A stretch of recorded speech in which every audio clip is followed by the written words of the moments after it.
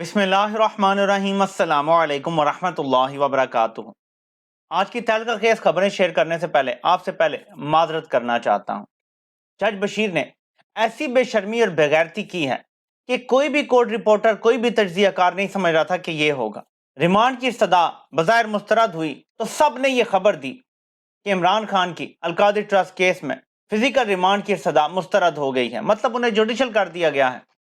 लेकिन फिर जब तहरीरी ऑर्डर सामने आया, जो मैं आपके सामने थोड़ा सा पढ़ता हूं, तो इसमें बहाना यह बनाया गया कि इस्लामाबाद हाई कोर्ट में क्योंकि फैसला महफूज है, उसके आने की वजह से हम इस दरख्वास्त को वन वे और अनदर डिसाइड नहीं कर रहे बल्कि पेंडिंग छोड़ रहे हैं।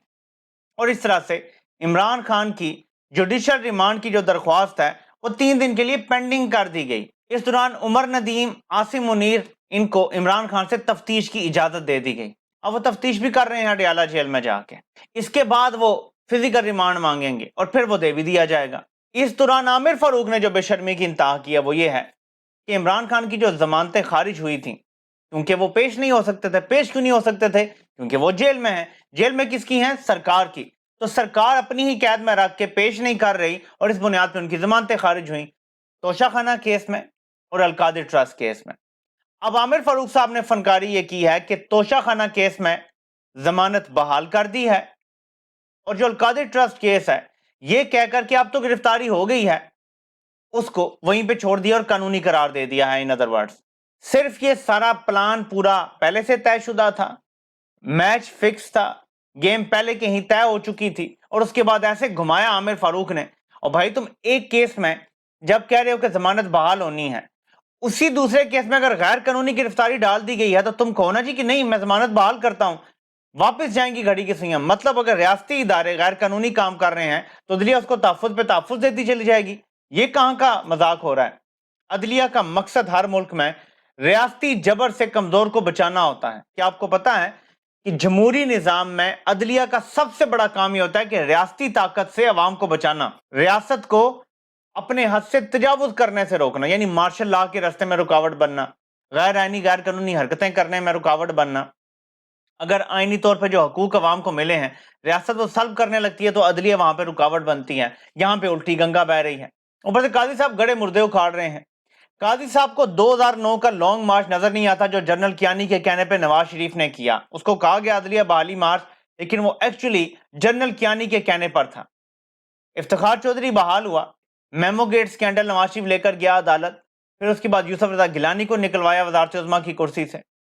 उसके बाद 2014 का इमरान खान का धरना, उससे बड़ी तकलीफ है काजी साहब को। लेकिन काजी साहब 2017 और 2014 के धरनों की बात करते हैं, ना 2009 के लॉन्ग मार्च की बात करते हैं, ना 2018 में उसी जमात का जिसका 2017 का धरना बड़ा तकलीफ दे था, 2018 का जो धरना था इमरान खान के क्योंकि खिलाफ था उसकी बात ही नहीं करते। 2019 में फजलुर रहमान ने धरना दिया, ये स्टेटेड फैक्ट है कि वो इस्टेब्लिशमेंट की इमा पे दिया, नवाज शरीफ को बाहर निकालने की डील करवाने के लिए दिया, उस पर भी कोई एतराज नहीं है। उसके बाद फिर दोबारा उसी जमात ने जिसके 2017 के धरने पर एतराज, दोबारा इमरान खान के खिलाफ मार्च किया, दोबारा धरने दिए, उस पर भी कोई सवाल नहीं। सिर्फ एक को पीछे पकड़ के बैठ गए और काजी साहब 90 की दहाई में जी रहे हैं कि मैं जी बड़ा कोई मैचो बन जाऊंगा, फैज हमीद के खिलाफ कुछ कर दिया मैंने। तो कौम मरे हुए यजीदों से नहीं, जिंदा यजीदों से लड़ने वालों की इज्जत करती है, उस पर काजी साहब बोलने नहीं देते। शेख रशीद साहब अदालत पेश हों तो बदले पुराने लिए जाते हैं, लेकिन मौजूदा दौर की कोई बात ही नहीं की जाती। और जहां शेख रशीद की बात आ गई वहां भी बड़ी अजीबोगरीब स्टोरी सामने आई। पहले इसको तोता कर चुका है और उसने कहा कि शेख रशीद को लाया गया, पहले मारा गया। आपको पता है ये वीडियो आ चुकी है काफी पहले, जब शेख रशीद का इंटरव्यू आया था मुनीफ फारूक के साथ, कि उसको लाया गया, फिर मुनीफ फारूक के सामने उसको थप्पड़ मारे गए शेख रशीद साहब को, फिर उन्होंने कहा जी एंकर ने कि प्लीज ना मारें शेख साहब को, इस तरह की बातें। उस टाइम भी ये बातें हुई थी। आज फिर एक ऑनलाइन जरीदे आई थिंक वी न्यूज ने यह खबर की कि शेख रशीद साहब ने बयान दिया है कि मुझ पर तशद्दुद करने लगे तो मैं इतना वजनी था कि मुझे क्रेन से उठाना पड़ता, तो फिर कहा गया कि ये तो मर जाएगा। फिर मुझे प्रेस कॉन्फ्रेंस करने के लिए जब मुझे वहां लेकर गए तो आगे इंटरव्यू तैयार था, ठीक है जी, मुझे लिखकर पेपरों में दिया गया ये बोलना है, ये करना है। उसमें कुछ चीजें मैंने कहा मैं नहीं बोल सकता, मुझे मुनीफ फारूक के सामने थप्पड़ मारे गए तो ये खबर लगी सारी। फिर इसके बाद इसकी तरदीदें आना शुरू हो गई, वही न्यूज ने यह खबर डिलीट कर दी। फिर शेख रशीद साहब ने एक बयान दिया, क्योंकि वो दोबारा ज़ाहिर चिल्ले पर नहीं जाना चाहते। पहले आप शेख रशीद का बयान सुने, फिर आपको एक और वीडियो दिखाता हूं जिससे आपको पता चल जाएगा। शेख साहब ने भी बड़े तरीके से بات عوام کو سمجھا دی ہے اور دوبارہ چلے میں جانے سے بھی شاید بچ گئے ہیں۔ میرے چلے کے دوران لا الہ الا اللہ محمد رسول اللہ میرے پہ کوئی تشدد نہیں ہوا۔ میں کلمے کی قسم کھا کے کہتا ہوں، آپ جوڑ لیتے ہیں، میں 40 دن رہا ہوں چلے میں، میرے ساتھ کوئی تشدد نہیں ہوا۔ میں نے ساری پولیس کو بھی معاف کیا ہے، جن لوگوں نے تشدد کیا ان کو بھی معاف کیا ہے۔ شیخ صاحب نے صاف کہا ہے کلمہ پڑھ کے کہ مجھ پہ 40 دن میں کوئی تشدد نہیں ہوا۔ خبر یہ ہے کہ 40 دن میں تشدد کرنے لگے تھے، کیا نہیں۔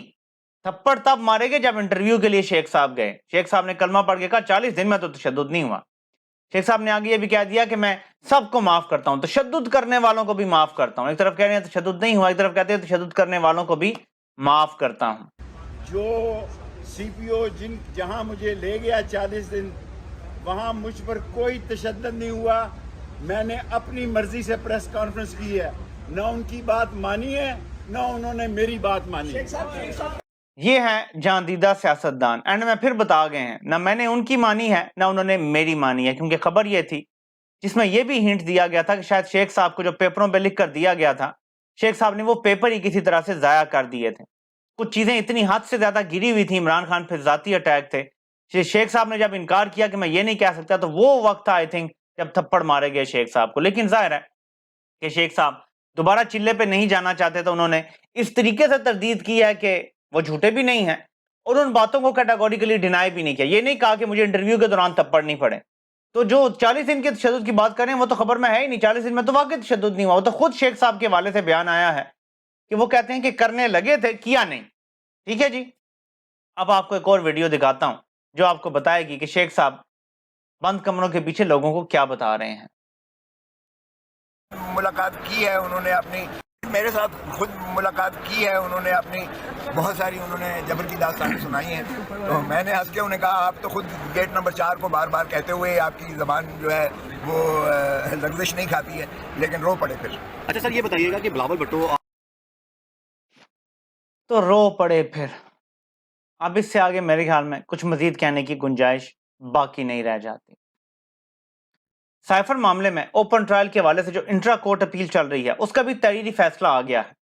اس میں کچھ اچھی باتیں سامنے آئی ہیں۔ ججز نے لکھا ہے کہ سائفر معاملے میں پہلے تو دیکھیں گے کہ قانونی تقاضے پورے ہوئے یا نہیں، کوئی دستاویز ہے تو وہ لے کر آئیں، ظاہر حکومت لے کر آئے گی کیونکہ اب تو کابینہ سے وہ منظور کروا لیا گیا ہے۔ لیکن پھر یہ بھی دیکھا جائے گا جو لکھا ہوا ہے تحریری فیصلے میں کہ کیا جو پہلے کارروائی ہو چکی ہے پھر وہ قانونی ہے، کیونکہ آپ اگر بعد میں لے کر آتے ہیں ڈاکیومنٹ، پہلے ڈاکیومنٹ ہی نہیں تھا تو اس کا مطلب پہلی سال کی کارروائی جو ہے غیر قانونی ہے۔